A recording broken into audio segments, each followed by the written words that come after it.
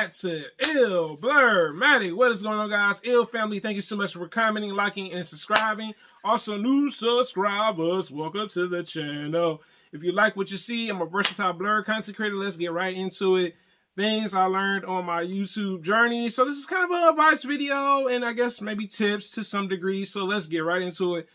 Number one tip is number one literally is learning to realize that my content wasn't as great as I thought it was. There's nothing wrong with having self-confidence, okay? Nothing wrong with it at all. You have to be confident in what you're doing. But I realized I don't have stuff that's getting people to kind of tune in like I wanted to originally with my channel in my journey. And I said, you know what? I got to improve. I mean, the quality wasn't really that great. Me kind of being stubborn didn't really help it either. I had a stubborn phase, of course. I'm not gonna lie. I remember people telling me stuff. I'm like, nah, I'm gonna do it my way. You know what I'm saying? But then in the long run, I realized some of the stuff they were telling me wasn't to kind of keep me away. It was more so yo, you gotta get these things out here. You gotta get better at making thumbnails. You gotta get better at, you know what I'm saying, putting out a video. And I was like, dang, man, you know what I'm saying? So me kind of not wanting to be stuck, you know what I'm saying? So I eventually got unstuck. But I had to realize you can't be stubborn about it, you know what I'm saying? So that's number one. Number two, I would have to say is, why was I losing subs? Oh my God. I remember when I, in my early phases of my channel, when I was was it the 200 or 100 subs? I'm like, yo, I'm losing subs like crazy. I was like, why is this happening to me? But then I realized, you know what I'm saying, thanks to another content creator, I mean, there were a few that told me what was going on was people weren't really watching the videos like they should have, or they just didn't watch the video at all. So you just lost your sub based on that. You know what I'm saying? So YouTube pretty much is like the trash man. They come and clean up and then they, throw the trash away like, hey, you know what I'm saying? So I realized that, you know what I'm saying? So that's the other thing that I realized. Number three was the niche. Now, the niche one was kind of difficult for me because me being the person I am, I'm a very versatile content creator. I don't just stick to one type of content. And it's kind of hard for me to do that. You know what I'm saying? There are some people it's like, yo, this is, the type of content I'm putting out directly. This is going to be it. Y'all only getting this type of content. Me, I could talk about advice, electronic reviews, music, anime, gaming, you know what I'm saying? Story time. You know what I'm saying, advice videos like how this is. And like I said, I had to find a niche. And I know for a minute, I kind of grew frustrated with it because I remember at some point I did certain videos. I'm like, dang, no one's really checking it out. And then, here's the other piece of advice I want to share with you guys. Do not let your subscribers tell you what your channel is going to be about. If you are on a particular niche and that's the niche you're sticking with, stick with that niche. Because I know people were telling me, they was like, yo, you should just do this type of content. I'm like, nah, because I'm going to grow bored with it. You know what I'm saying?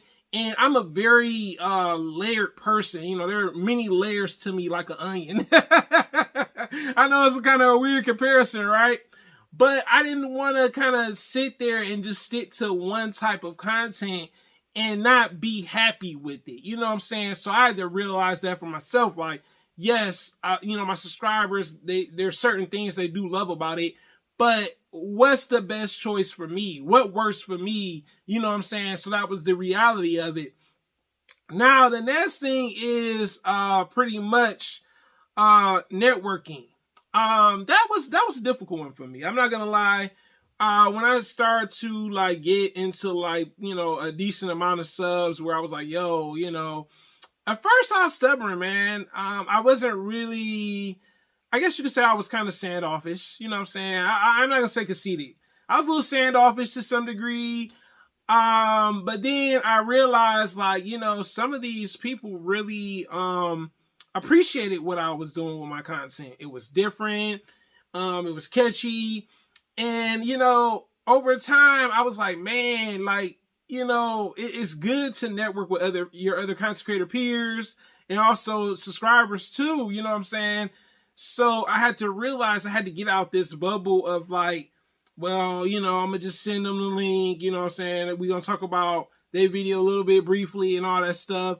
I had to start to build bonds with other creators. You know what I'm saying?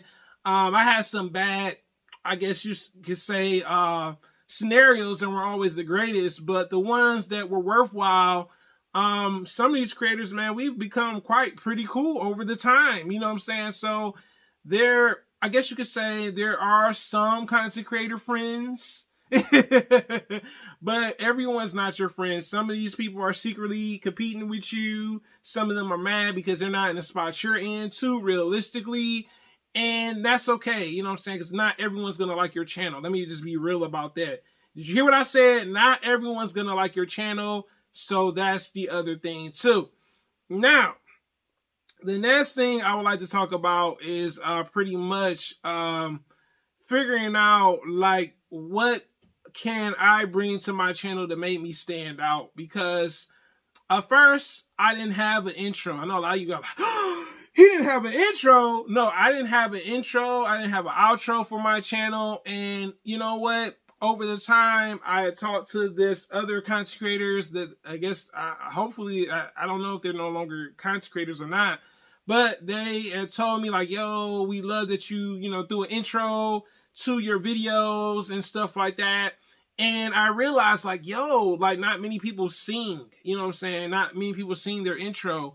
So I found something that made me stand out a bit more with my channel and stuff like that. Now, the next one was something that took quite a bit of time for me to understand, and that was more so my channel name. I had other channel names, and they just didn't stay around long enough. You know what I'm saying? I had periods like, okay, PCS, then I'm PCS Live, then, you know, it was Charles X Live, you know what I'm saying? And then I was like, man, these names are not really gravitating like I wanted it to. People kept like, you know, oh, what does this stand for? Because it was abbreviated. And I just said, you know what? One day I said to myself, I said, I have to figure something else out. I was like, this is not working. That's not working. And then one day I just said, you know what? This ill blurmatic sound good. it explains who I am. You know what I'm saying? I wanted something that stood out. Even though it's a long YouTuber name, it's okay. You know what I'm saying? It's mine. It's unique. There are some channels that have long YouTube names. It's up to you. You can have a short name or you can have a long name. But people like ill blurmatic way more is what I've been finding out. It's like, yo, I got inboxes. People like, yo, I love the name.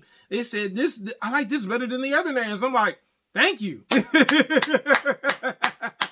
to me, you know, that means a lot to me. That shows me that maybe the other names just weren't appealing enough. Maybe they didn't stick out a bit. You know what I'm saying? So you got to find something that sticks to you, who you are as a person. So I was like, this ill blurmatic sounds better than the other ones, you know what I'm saying? But then I had to change my intro, then I had to change my outro over again due to this whole new day. But that was okay. That was literally okay with me. The other thing is, it's okay to learn from your peers. Let's talk about this one. It's okay to learn from your content creator peers. You know, sometimes the advice they give or the insight on things, that can help your channel grow too. You know what I'm saying? Just don't be afraid to ask for advice, and not all advice is good advice. Let's keep that in mind. Did you hear what I said? Not all advice is good advice. That's the other thing too. And the other thing I would like to say with my channel is it's okay to take a break. There's nothing wrong with taking a break or a hiatus for a bit. You know, some of us act like you can't do that, you know what I'm saying? So then we get into this mode like, I'm gonna quit because things are not working out. Just take a break, take a hiatus. If you quit, that shows that you really weren't interested in putting out content in the first place. You know what I'm saying? Like, if you're quitting that soon, you know what I'm saying? That's why when people say I'm quit, I'm like, quit? You know what I'm saying? Because it's like, well, if you're saying that, then that means you weren't dedicated. You didn't have the energy you didn't have the determination or the potential. Also, in the content creator lane, let's talk about this. This is going to be the last thing. Things take time. Let's be honest. You know what I'm saying? And the reason I say that, because everyone has a different grind. I've seen people that post videos the whole week, you know what I'm saying? And, you know, that's them. You have to find out a formula that works for you. You know what I'm saying? I've seen people that do 4 videos a week, 3 videos a week.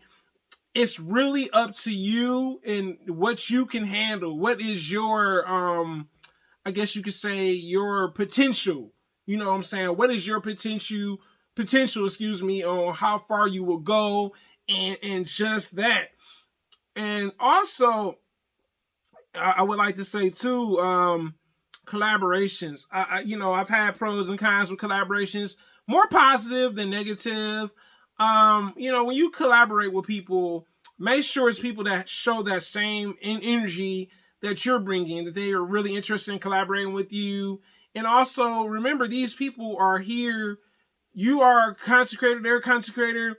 Y'all helping each other out. You know what I'm saying? To some degree, because you're bringing your audience to the live stream. They're bringing their audience to the live stream, and y'all are coming together on the collaboration. And this is my YouTube journey, advice, video, and tips. You tell me in the comments, guys, what did you learn from it? Hope you guys enjoyed the video. Until next time, guys, I am out. If you made it to the end of the video, you are the real MVPs. Oh, yeah.